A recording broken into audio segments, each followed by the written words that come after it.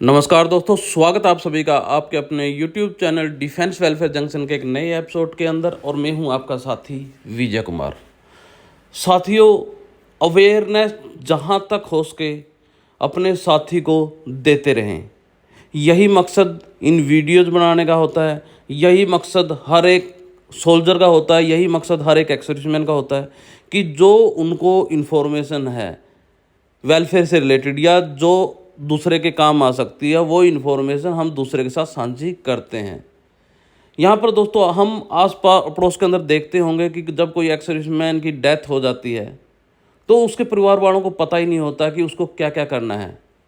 तो आज की इस वीडियो के अंदर दोस्तों हम बताने वाले हैं कंप्लीट एक ब्रीफ के अंदर वीडियो, जिसके अंदर एक एक्स सर्विसमैन की जब डेथ होती है तो उसके जो फैमिली पेंशनर, उसके जो डिपेंडेंट, उसके जो एनओ के होते हैं, उनको कहाँ कहाँ क्या क्या एक्शन करना होता है।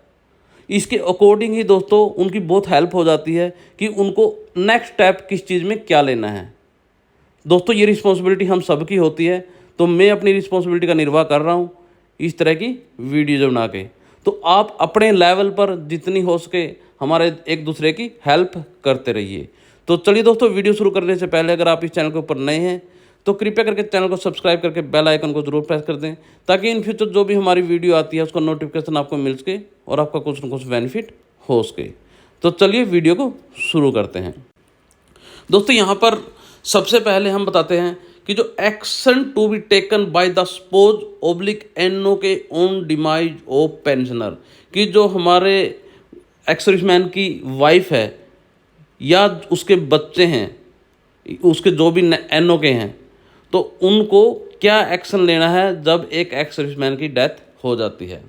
When a pensioner expires there are certain की actions necessary by the spouse oblique NO O commencement of family pension entitlements and updating of record at all levels will depend on timely and correct information of the death।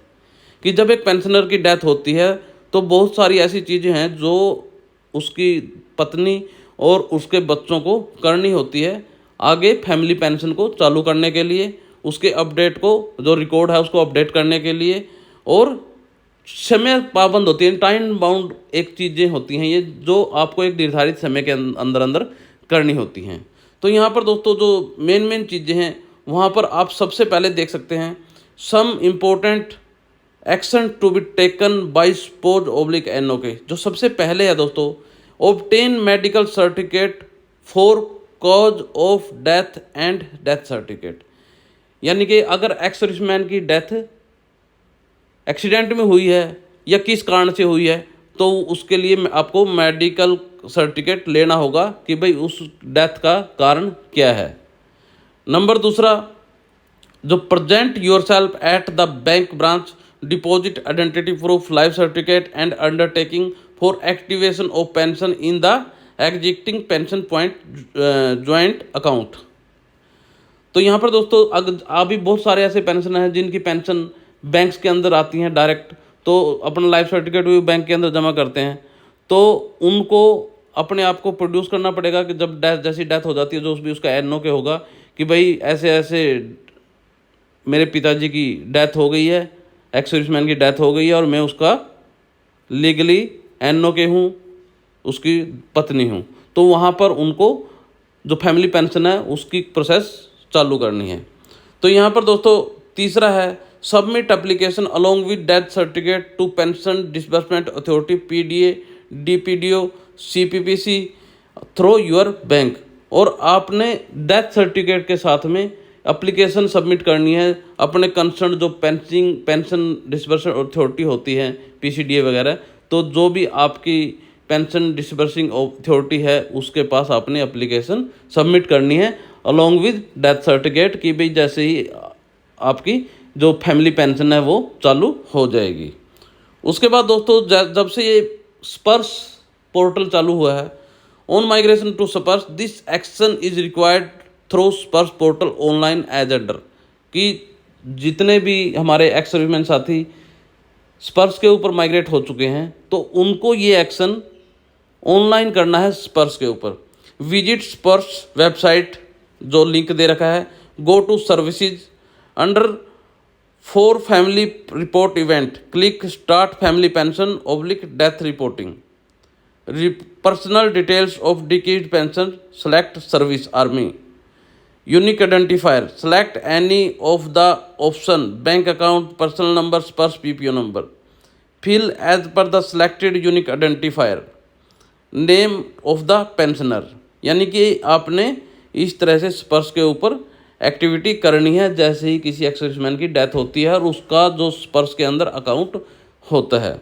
अगर आपको दोस्तों स्पर्श को आपके account का नहीं पता है कि आप माइग्रेट हुए हैं या नहीं हुए हैं, तो आप कमेंट बॉक्स में मैसेज ज़रूर कर दीजिएगा। उसके ऊपर एक सेपरेट वीडियो बना दूंगा छोटी सी, कि जिससे आपको पता चल जाएगा कि जो आपका यूज़र नेम पासवर्ड है वो क्या है। आधार कार्ड से आप पता कर सकते हैं आपका यूज़र नेम पासवर्ड स्पर्श का क्या है अगर माइग्रेट हुआ है तो। इसके बाद दोस्तों नेक्स्ट आता है claim for life time arrear LTA। इसके बाद नेक्स्ट आता है info DIAV colonel veterans record office ORO and PCDA pension. इसके बाद नेक्स्ट आता है दोस्तों apply for extended insurance cover with AGIF, यानी कि जब हम एक सोल्जर रिटायर होता है तो उसका एक insurance AGI army group of insurance द्वारा रिटायरमेंट के दौरान किया जाता है।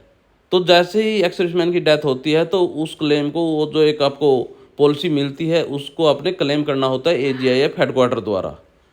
इसके बाद दोस्तों नेक्स्ट आता है apply for demise grant from concern station headquarter JCOs and ADLRS from dependent CSD / station headquarter all rank.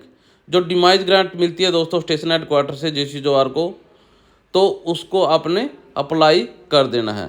Return ESM का आई card to Zila Sainik Board and retired officer I card to station headquarter, apply with Zila Sainik Board for new I card for spouse, कि जो भी ex serviceman के I card वगैरह होते हैं उनको deposit कर देना अपने जिला सैनिक बोर्ड के अंदर जाके, और अपना जो फैमिली पेंशनर होगा उसका आई कार्ड अलग से अपना बनाने के लिए अप्लाई करना है। इसके बाद नेक्स्ट आता है दोस्तों log in to ECHS website to block the ECHS card of ESM pensioner by uploading the death certificate, कि जो आपका ECHS का कार्ड बनते हैं दोस्तों उसको भी आपने ब्लॉक करवाना है ECHS की वेबसाइट के ऊपर जाके डेथ सर्टिफिकेट को अपडेट करने के बाद। इसके बाद नेक्स्ट आता है apply for primary membership of CSD from dependent CSD। इसके बाद नेक्स्ट आता है दोस्तों write to insurance company for relevant claim, approach bank branch for personal accident insurance if applicable. अगर दोस्तों डेथ जो है वो एक्सीडेंट में हुई है और कोज ऑफ डेथ एक्सीडेंट लिखा है, तो आपने जिस बैंक के अंदर अपना DSP अकाउंट है, अगर DSP अकाउंट के ऊपर वीडियो नहीं देखी तो मेरे चैनल के ऊपर जाकर दोस्तों वो वीडियो ज़रूर देख लेना, क्योंकि बहुत ही इंपॉर्टेंट वीडियो है। तो आपने अपनी कंसर्न ब्रांच के अंदर DSP अकाउंट के अंदर आपने रिपोर्ट करनी है कि भाई मेरे जो एक्स सर्विसमैन की डेथ है वो एक्सीडेंट की वजह से हुई है, उसका इंश्योरेंस कवर आपने लेना है। इसके बाद दोस्तों नेक्स्ट आता है process transfer of all assets and property. इसके बाद नेक्स्ट आता है डिस्पोजल ऑफ NSP वेपन और एनी अदर आर्म्स, कि अगर एक्स सर्विसमैन ने कोई NSP वेपन ले रखा है सेना के थ्रू तो उसको आपने डिस्पोजल करना है उसी के अकॉर्डिंग। इसके बाद clear outstanding dues on credit cards और any loan account, check if loan is insured, यानी कि जितने भी ड्यूज होते हैं वो आपने क्लियर करने हैं एक्स सर्विसमैन के। इसके बाद नेक्स्ट आता है दोस्तों claim for any insurance scheme attached to FD / bank branches और any other scheme as per the terms and conditions. जितनी भी एक्स सर्विसमैन की जो भी स्कीम्स के अंदर उसने पार्टिसिपेट किया हुआ था, ले रखी थी, तो उनको क्लेम करना है।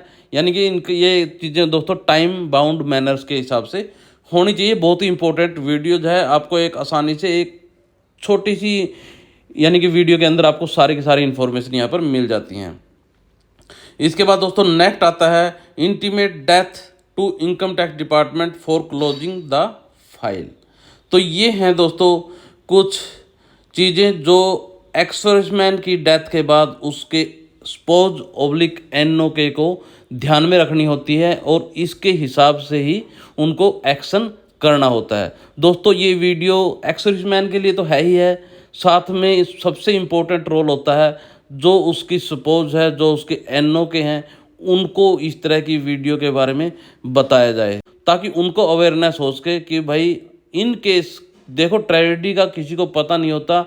उसके बाद में स्पोजेज वगैरह एनओ के वगैरह बार बार ऑफिसों के चक्कर लगाते हैं, इधर उधर अपना टाइम भी वेस्ट करते हैं, पैसे भी वेस्ट करते हैं और कहीं ना कहीं ब्लैकमेलिंग का शिकार भी हो जाते हैं। आप अपने आसपास में ये चीज़ें देख भी रहे होंगे। तो इसलिए दोस्तों अवेयरनेस ज़रूरी है। तो आशा करते हैं इस तरह की वीडियोज़ को ज़्यादा से ज़्यादा शेयर ज़रूर करें। तो चलिए दोस्तों, इसी के साथ इस वीडियो को एंड करते हैं। फिर मिलेंगे आपको एक नई वीडियो के साथ। तब तक के लिए जय हिंद।